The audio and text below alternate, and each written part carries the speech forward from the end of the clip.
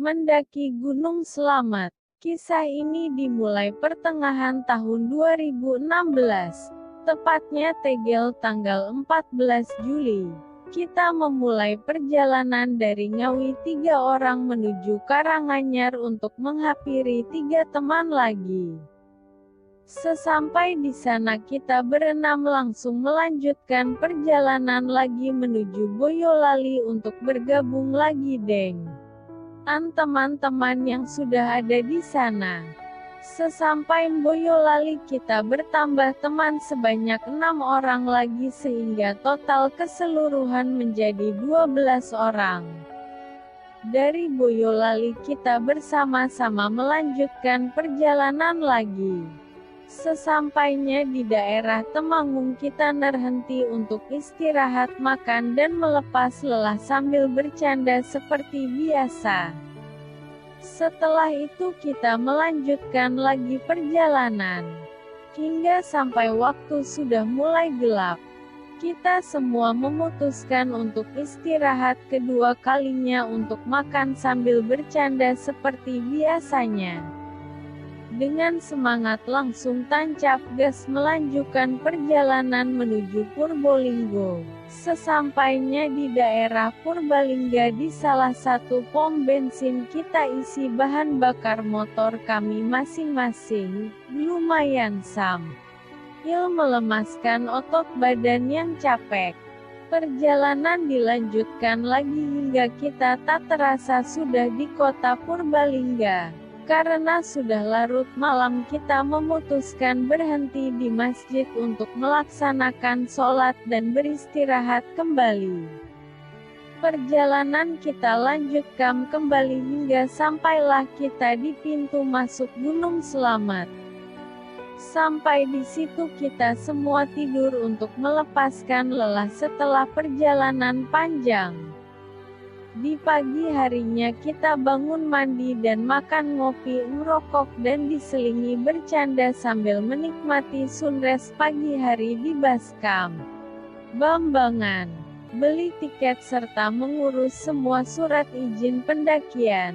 Lalu mengecek perlengkapan dan dimulainya kita mendaki gunung tertinggi di Jawa Tengah. Pemandangan hijau, tanaman subur dari para petani menghiasi awal perjalanan kami.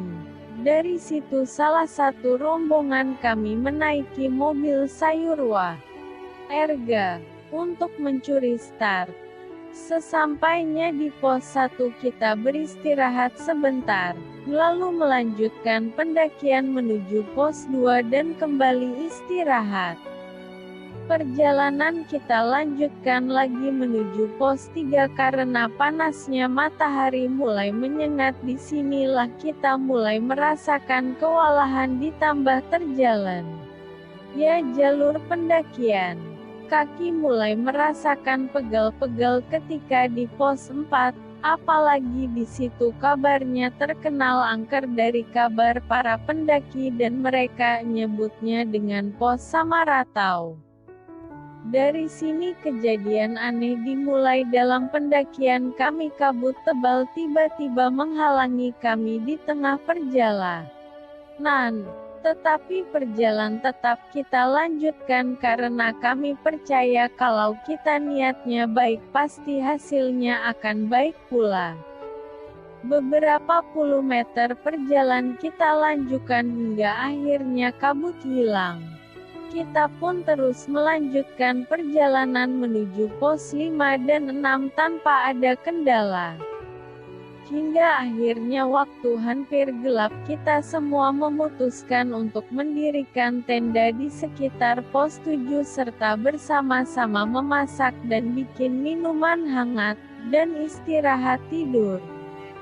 Malam harinya kejanggalan kita rasakan lagi. Tepat di samping tenda kita terdengar batu besar dari atas menggelinding dan itu terdengar keras. Namun anehnya setelah kita cek nggak ada apa-apa, bahkan tenda-tenda yang berada di bawah kami aman-aman semua.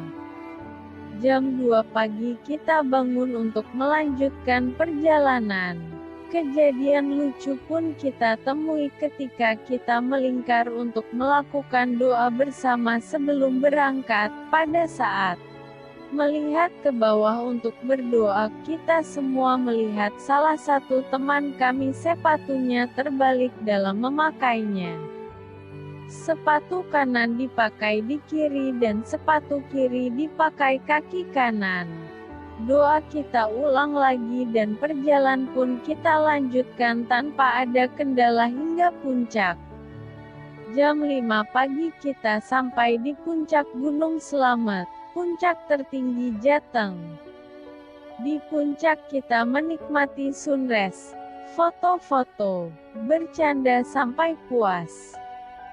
Setelah puas kita pun turun lagi kembali ke tenda untuk memasak dan sekaligus membongkar tenda dan langsung melanjutkan perjalanan turun.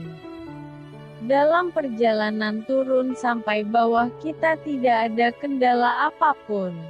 Sesampai di bawah kita mandi dan makan untuk persiapan perjalanan pulang. Setelah selesai kita pun pulang bersama-sama. Sesampainya di Wonosobo, dua teman dari rombongan berpisah karena mereka ingin melanjutkan pendakian di Gunung Prau.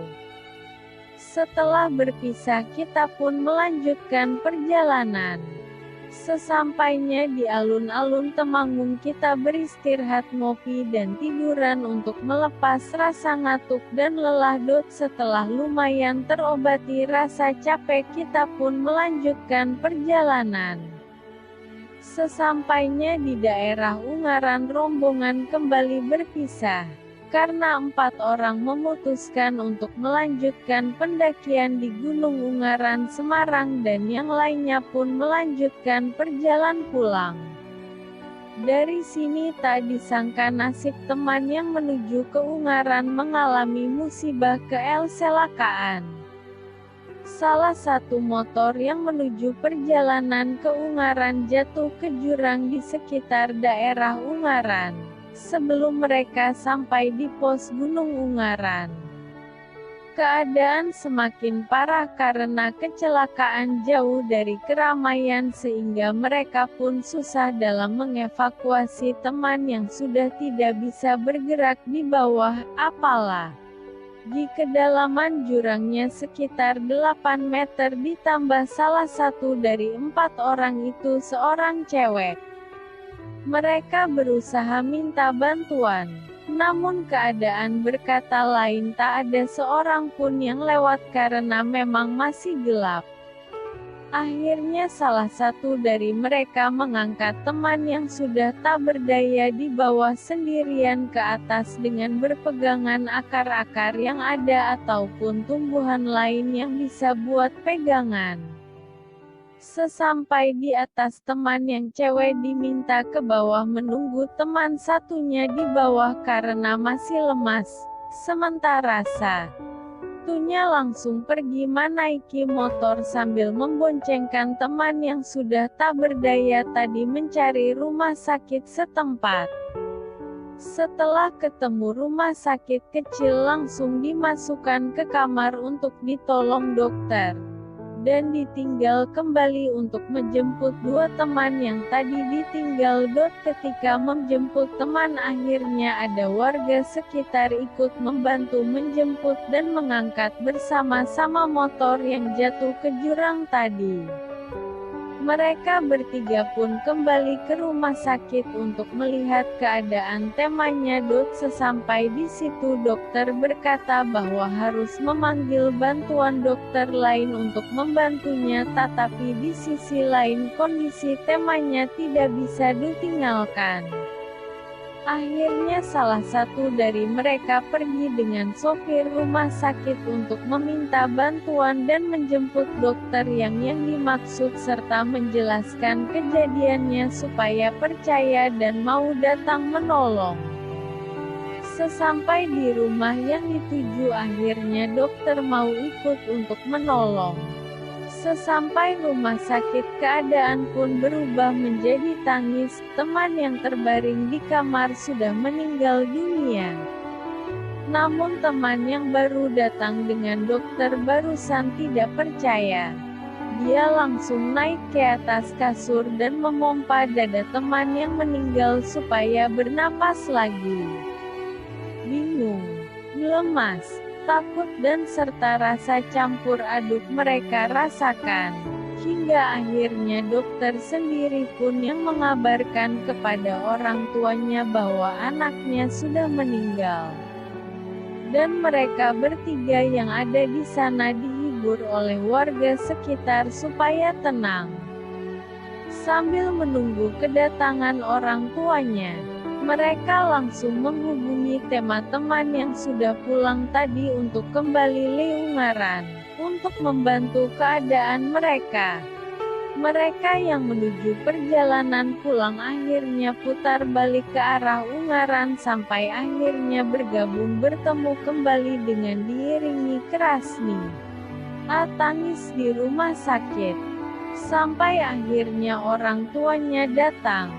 Setelah semua urusan selesai dengan rumah sakit, mereka bertiga dan orang tuanya naik mobil jenazah menuju ke kediamannya Solo, Jawa Tengah. Sementara teman-teman yang lainnya mengiringi pakai motor di belakang. Setelah jenazah dimandikan, kita semua menghantar sampai peristirahatan terakhir almarhum di pemakaman di daerah Masaran, Sragen. Kita menghantar sampai peristirahatan terakhir almarhum. Mungkin disinilah cerita ini saya akhiri, supaya dapat menjadi pelajaran buat teman-teman. Apabila ada kesalahan dalam kata, saya minta maaf yang sebesar-besarnya. Kami semua meminta doa buat almarhum supaya ditempatkan di sisinya dengan tenang dan mendapatkan keluasan surga. Mohon doa buat almarhum Musa. Doa dan perhormatan dari kami. 1. Arik. 2. Dodo. 3. Maknana. 4. Agung. 5. Bintang. 6. Ipung.